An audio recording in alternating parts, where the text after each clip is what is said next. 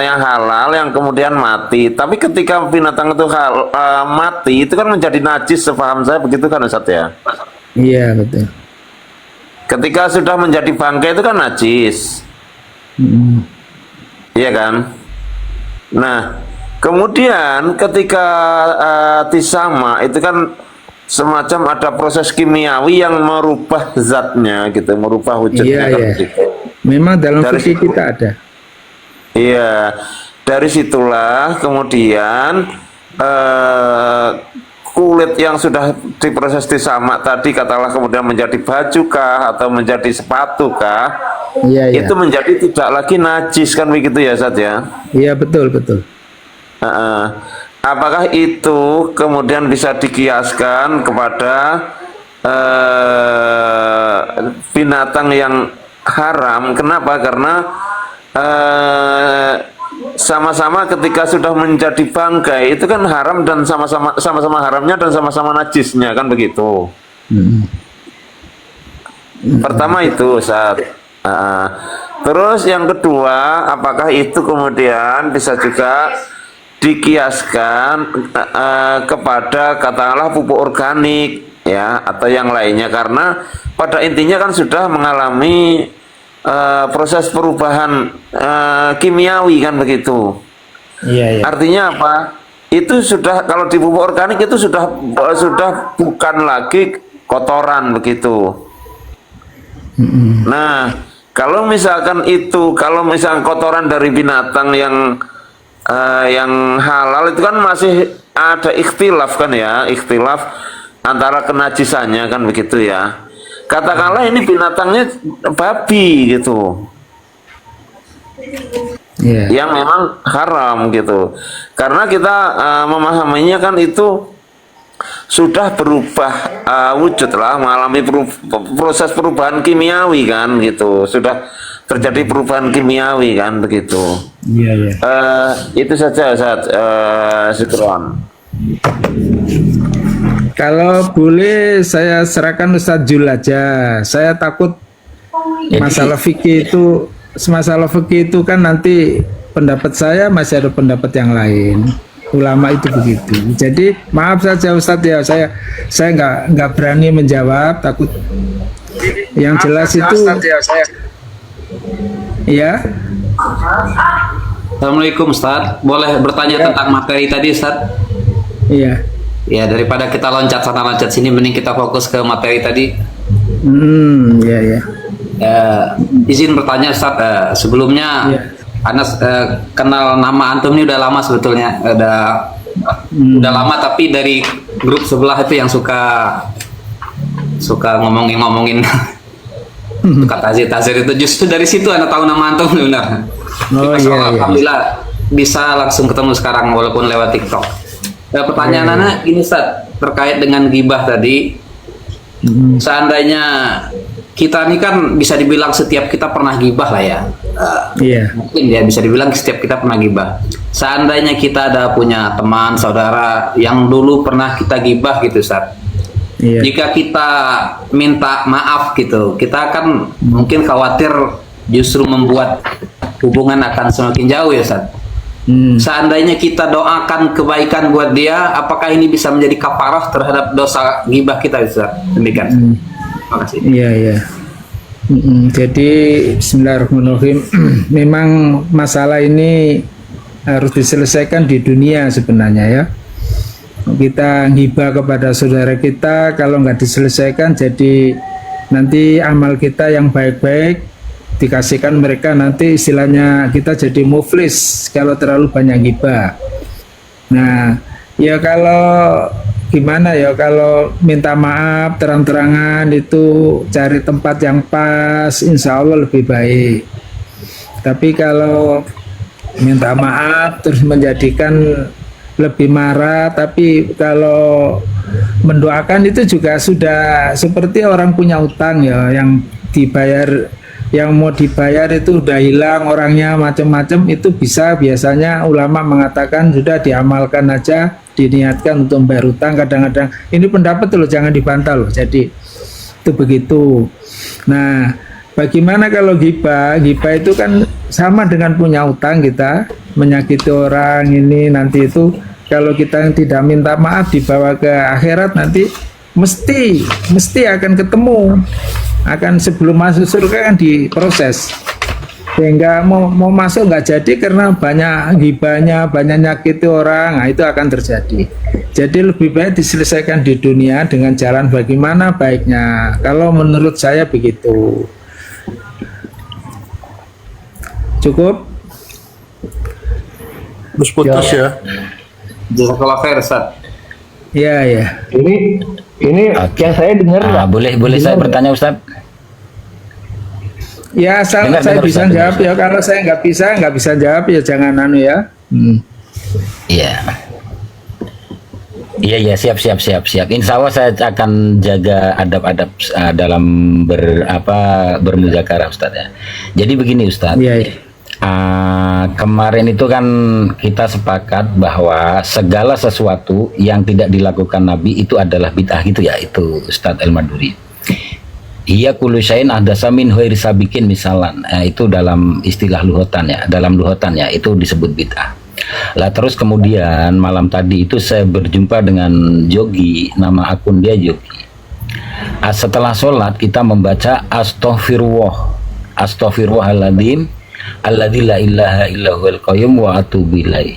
Nah, itu kan menambah-nambah dalam hal ibadah. Apakah itu bisa dikatakan bid'ah, Ustadz?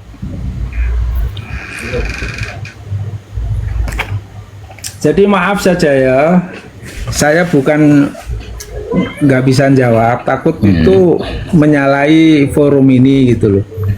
Jadi saya tidak membicarakan masalah bid'ah. Takut, ya saya khawatir seperti kemarin kejadian kemarin itu. Jadi saya kalau ini kan kalau itu kan lain, itu amrun khorid Ustaz. Maksudnya gini Ustaz. Kalau insya Allah kalau saya memang tidak akan mengolok-olok, tidak akan meninggikan suara karena saya tahu adab-adab dalam menghadapi meskipun lawan bicara, meskipun tidak sepaham, itu saya akan coba tetap santun. Insya Allah seperti itu Ustaz. Kalau yang saya terdengar nggak? Terdengar nggak yang saya? Dengar Ustaz, dengar. Jadi maaf ya. Jadi Dengar. Iya, baik. saya masih takut. Jadi saya sebenarnya diajak Ustadz Zul mau live ini saya takut, nggak mau lah sebenarnya. Tapi kena anak saya melarang. Anak saya kan sudah ada yang dewasa, anak 9. Jangan apa nanti dihina-hina orang. Oh nanti mau klarifikasi sebenarnya begitu. Jadi kalau saya bicara itu lagi takut anak saya. Nah, kalau saya kan dengan Abah Jul kan sudah dengan siapa Al-Maduri kan sudah Abah Jul Karnen kan sudah biasa Ustadz. Maksudnya tidak pernah terjadi sampai tegang urat, tidak pernah sampai terjadi. Saya sudah berkali-kali naik dengan Ustadz Zulkarnain Al-Maduri ini, setakat ini belum pernah.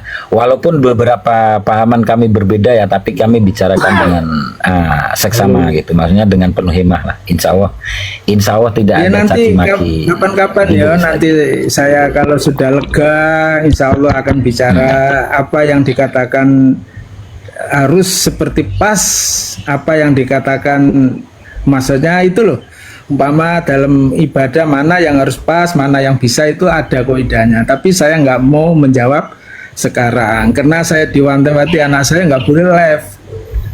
Nah karena niat saya mudah-mudahan ilmu yang saya sampaikan siap. Saya hormati keputusan Ustadz ya. Ya. Alhamdulillah. Baik. Ini mungkin terima kasih Ustadz. Ya. Mungkin saya ingin memberikan masukan tentang amrun muhtara'un itu ya. Tentang amrun muhtara'un tadi berkaitan dengan zikir ba'da sholat itu kan memang ada tuntunan dari Rasulullah Sallallahu Alaihi Wasallam membaca istighfar.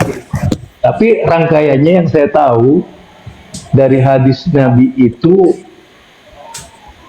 bukan seperti yang biasa dibaca oleh kebanyakan kita tentang istighfar itu. Yang saya tahu kita disunnahkan membaca istighfar 3 kali, kemudian Astaghfirullah, astaghfirullah, astaghfirullah tanpa sepanjang itu tadi, kemudian disuruh membaca Allahumma antas salam wa minkas salam tabarakta ya dzal jalali wal ikram. Itu yang saya tahu gitu ya dalam hadis-hadis Nabi tentang perintah Betul sekali. Ya, itu kan jadi permasalahannya kan nanti itu timbulnya di situ. Kalau dari yang warid dalam hadis memang astaghfirullahaladzim. Lah, malam tadi itu terjadi pembahasan ketika saya menambah astaghfirullahaladzim. Nah, ini dikatakannya ini adalah bid'ah. Apakah betul seperti itu Ustadz Dzulkarnain Al-Maduri?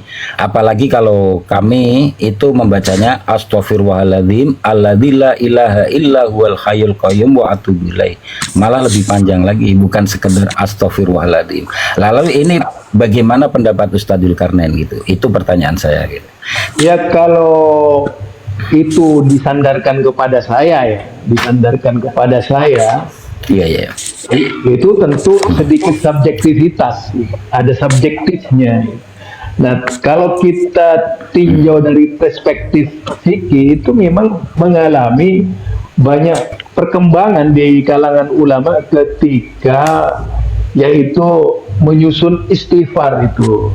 Termasuk kalau kita baca istighfar terpanjang ini yang ditulis oleh Imam Ghazali dalam Ihya Ulumuddin misalnya, itu ya.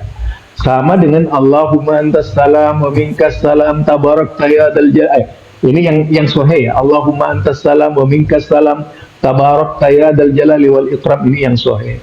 Kemudian ada orang yang menambah, misalnya Allahumma antas salam wa minkas salam wa ilaika ya'udus salam wa hayna rabbana bis salam wa adkhilnal jannata darussalam tabarakta rabbana wa ta'alaika ya dzal jalali wal ikram. Ya, ini jalali wal ikram. Ya, itu kan tambahan ya, tambahan. Yang benar kan cuma Allahumma antas salam wa minkas salam tabarakta ya dzal jalali wal ikram. Kemudian apakah itu bid'ah? Di sini ini terjadi ikhtilaf juga. Ada yang menyatakan bid'ah, ada yang tidak, gitu. Ada yang tidak, gitu. Lah, yang menyatakan. Terima kasih atas jawabannya. Ya. Nah, terus begini, pertanyaan saya itu begini, kalau menurut pandangan Pak Dzulkarnain Al-Maduri sendiri, apakah itu bid'ah atau bukan? Kalau menurut pandangan saya sendiri sebagai yaitu orang dan corong Muhammadiyah ya, corong Muhammadiyah, karena saya corongnya gitu. Sudah pasti saya akan mengajarkan yang dari Nabi. Ya, sudah pasti saya akan mengajarkan yang dari Nabi. Nah, pertanyaannya itu kalau ditambah itu apakah menjadi bid'ah? Gitu. Kalau menurut prinsip kami bid'ah. Sebagaimana yang diajarkan. Bid'ah ya? Iya, menurut kami. Terus gini. Iya. Sekarang terus ketika kami lakukan bahwa menambah astaghfirullahaladzim alladzi la ilaha illa huwal qayyum wa atubu ilaih, apakah ini hukumnya jatuh kepada haram? Oh, begini ya. Saya ingin terlebih dahulu meriwayatkan ikhtilaf misalnya di kalangan ulama ya. Satu contoh yaitu pendapatnya Imam Abu Hanifah tadi soal kunut misalnya, dan Imam Syafi'i. Itu kan dua hal yang tajam, runcing gitu. Dimana kalau Imam Abu Hanifah menyebut tidak disyariatkannya kunut subuh misalnya, yang jatuh ke dalam bid'ah tadi, Imam Syafi'i mengatakan itu sunnah Nabi. Kalau menurut ana sendiri itu dari pendapat ini, sikap kami yang menyatakan bid'ah, ya, itu mungkin bagi orang lain tidak dikatakan bid'ah. Nah, di situ masalahnya. Nah, kemudian keyakinan kami bahwa hukum bid'ah tersebut menyalahi sunnah, itu adalah keyakinan kami. Kalau menurut keyakinannya jenengan misalnya itu tidak, nah ya tentu itu lain lagi. Itu pendapatnya jenengan. Itu kiai dari saya. Iya, kan begini ya Kiai ya. Kalau di kami, jadi sesuatu bid'ah itu adalah bid'ah itu adalah sesuatu perkara yang harus kita bahas. di mana jatuhnya hukum, apakah ia menjadi makruh atau haram? Lah ini yang saya ingin jawaban. Apakah ketika diletakkan di situ bahwa mengatakan astaghfirullahaladzim alladzi la ilaha illa huwal qayyum wa atubu ilaih, apakah ini menjadi bid'ah? Jika ia menjadi bid'ah, apakah bisa jatuh ke tahap haram ataupun bagaimana ya? Karena ini sudah dilarang ya. Apakah ini haram atau tidak gitu? Sampai sekarang, Coba, sampai hari ini, yang pas gitu. saya sampai hari ini belum ada kaidah yang menyebutkan bahwa bid'ah itu melahirkan hukum. Belum saya melihat tuh, kecuali ya melahirkan hukum itu belum saya dapatkan. Cuma saya mengatakan itu bid'ah. Itu aja. Ya karena bid'ah itu kan bukan hukum, Pak. Karena kita tahu bahwa dalam Islam itu bid'ah itu bukan hukum. Yang adanya hukum itu kan hukum taklifi ya. Ya, jadi di sini Lah terus ingin diletakkan di mana ini pengucapan penambahan astaghfirullahaladzim alladzi la ilaha illa huwal qayyum wa atubu. Apakah ini halal? Apakah ini haram? Kan itu yang kita maksud. Ya, Kalau seandainya ini haram, kan maka kita jelas hukumnya. Kalau bid'ah itu kan masih semu. ya, artinya di situ dibawa ke ranah hukum, ya, dibawa ke ranah hukum. Ya memang sesuatu itu harus ke ranah hukumnya. Oke, baik. Ini pendapat kami. Jadi pendapat kami tetap pada prinsip bahwa sesuatu yang berkaitan ubudiyah, kalau dikembalikan kepada definisi bid'ah, al bid'atu thariqatun fiddin, kan? Itu definisi bid'ah yang kami anut. Jadi al bid'atu thariqatun fiddin mukhtara'atun tudahiyah syar'iyyah yuqsadu bisuluki 'alaiha al-mubalaghatu bitta'abbudi lillahi ta'ala. Lah itu. Jadi definisinya di situ bahwa bid'ah itu mukhtara'ah fiddin, thariqatun fiddin itu mukhtara'atun. Jadi sesuatu yang mukhtara, maksudnya tadi sebagai as-suluk, yaitu beribadah kepada Allah, sebagai jalan beribadah kepada Allah. Ustaz Jul, saya mau pamit, bisa ya? Secara berlebihan. Ustaz, saya mau pamit. Ya, Ustaz. Ya, udah. Assalamualaikum. Terima kasih Ustaz. Terima kasih. Salam kenal Ustaz ya. Ya, assalamualaikum. Iya. Waalaikumsalam warahmatullahi wabarakatuh. Oke. Jadi saya terima apa yang dicakapkan oleh Pak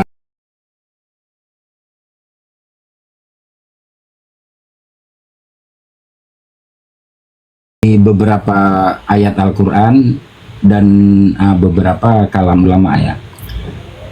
Ma'afa'allahu ala rasuli ma'afa'allahu min ma'afa'allahu ala rasuli min ahlil qura falillahi wali rasuli walidil qurba wal yatama wal masakini wa ibnis sabili kaila yakuna dulatam bainal ahniya'i minkum wa ma atakumur rasulu fahuduhu wa ma nahakum anhu fantahu. Kan gitu ya. Jadi apa yang datang dari Rasul ambillah, dan apa yang dicegah dari Rasul maka jauhilah. Jadi di situ ada satu perkara bahwa ulama juga mengambil kaidah bahwa inna tarkan Nabi sallallahu alaihi wasallam li amrin muayyinin la yadulu ala tahrimihi wala karahatihi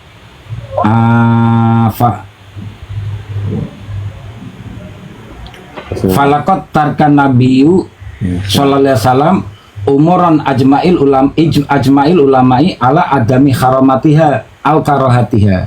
Jadi sesuatu yang tidak dilakukan Nabi itu belum tentu halal, karena di situ tidak terpalit dengan hukum halal dan haramnya. Maka perlu dijelaskan di sini bahwa apa yang tidak dilakukan Nabi itu tidak selalunya mengarah kepada haram. Seandainya itu dikatakan bid'ah, maka jadinya nanti diperinci, karena bid'ah itu kan bukan hukum yang pasti ya Pak ya. Maksudnya bid'ah itu adalah perkara yang masih perlu diolah, kan begitu. Contoh begini, apa hukumnya saya membaca astaghfirullahaladzim, apakah itu halal, apakah itu haram? Terus jawabannya bid'ah, ini kan susah Pak ya. Nah, jadi ingin ditegaskan bahwa coba dijawab apakah ini haram, apakah ini halal, kan begitu ya. Kalau boleh layar Ustadz Jul itu dibesarkan itu.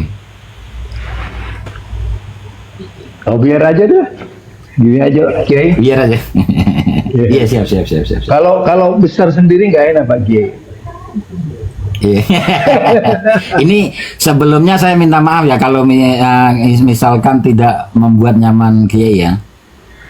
Ya, enggak lah, enggak juga, enggak apa-apa kok. Kan biasa itu diskusi Pak Kiai. Iya. Kan memang tidak harus sama.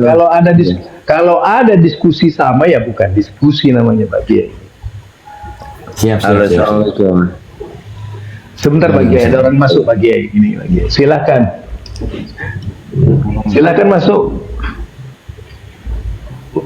Julio. Oh iya. Kalau menurut saya sebenarnya begini, Pak Zulkarnain ya, maupun Pak Surya ya, Bata ini ya. Sebenarnya yang perlu dibangun itu adalah bagaimana sikap dari masing-masing kita terhadap perbedaan pendapat. Kalau menurut saya lebih punya titik tekan ke situ. Kenapa? Karena di masing-masing internal kelompok kita ini punya parameter sendiri-sendiri. Ya, parameter tentang bagaimana memahami bid'ah, ya, indikator maupun parameter bagaimana memahami bid'ah, bagaimana memahami yang lainnya juga begitu. Nah, yang perlu kita bangun itu sebenarnya bagaimana sikap kita ini dalam bermuamalah sesama umat Islam begitu loh. Saya lebih cenderung punya titik tekan seperti itu agar umat ini tidak menjadi semakin berpecah belah gitu. Kenapa? Karena kita juga diperintahkan untuk dilarang untuk berpecah belah gitu kan. Wala tatafarraqu kan begitu kan, wa'tasimu bihablillahi jami'a wala tatafarraqu kan begitu. Jadi yang perlu dibangun itu artinya apa? Nah, ketika kita menjelaskan ini saya sudah cukup mengapresiasi terhadap sikap Pak Zulkarnain hari ini gitu ya, yang mana suka istilahnya dikasih semacam afirmasi lah atau apa, disclaimer atau afirmasi. Afwan naikkan Abina dulu Ustaz. Abina juga. Ya lanjut. Ada satu semacam afirmasi atau disclaimer ya. Menurut keyakinan kami, misalnya seperti itu, sehingga tidak ada pihak-pihak yang kemudian merasa terserang begitu. Kenapa? Ketika ada pihak-pihak yang merasa terserang, artinya ada pihak yang merasa ini sebuah aksi, maka pihak lain itu membuat satu reaksi. Nah, dengan seperti itu, akhirnya memperburuk satu hubungan gitu. Artinya apa? Sudah saatnya memang para asatid itu juga perlu merenungkan bagaimana cara penyampaian. Kenapa? Karena ya itu menurut saya perintah Allah juga. Kenapa?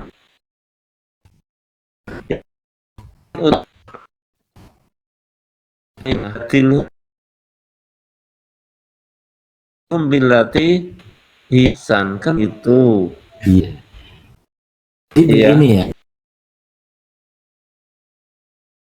Itu dengan Pak El Maduri ataupun Muhammadiyah yang lainnya itu saya tetap santun karena saya pun hidup di lingkungan Muhammadiyah.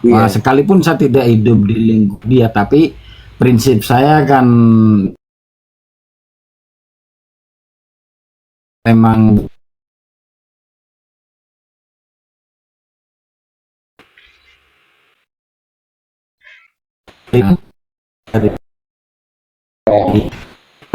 hujah saya, pendirian beliau tetap begitu. Cuman yang kita ingin bahas ini kan sedikit sharing-sharing. Seandainya bisa di-sharing ya kita, ya kalau tidak ya tidak mengapa karena ini saya paham, tidak masalah mendiskusikan keduanya antar dua yang berbeda. Nanti dulu Pak Agus. Saya selesaikan nanti dulu. Belum karena itu Pak Agus. Saya selesaikan dulu boleh ya? Iya, Artinya apa? Sebenarnya kita ini kan punya satu kaidah-kaidah toh dalam ya termasuk dalam menyampaikan dakwah, dalam bermuamalah gitu. Itu kan tersebut ya wajah tilhum bilatihi ya ahsan kan. Nah, seringnya ke kaidah-kaidah kita tinggalkan begitu. Kalau menurut saya loh, mahamnya itu gitu. Assalamualaikum Ustadz. Saya merasa sebenarnya ya saya berharap gitu. Saya berharap dari mungkin Ustadz, dari teman-teman kita yang mana hari ini itu kan kalau kita melihat fakta kegaduhan terbesar itu adalah antara NU ya Aswaja dengan Wahabi Salafi kan begitu. Kegaduhan terbesarnya kan di situ. Nah, itu saya yakin karena kurang ditegakkannya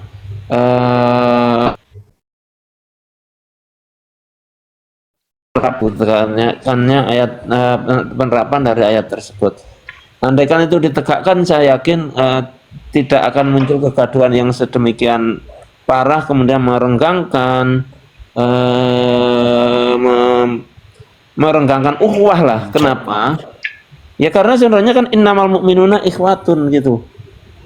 Kita ini kan sama-sama mukmin, masih sama-sama saudara gitu. Terus yang kedua berikutnya adalah saya pikir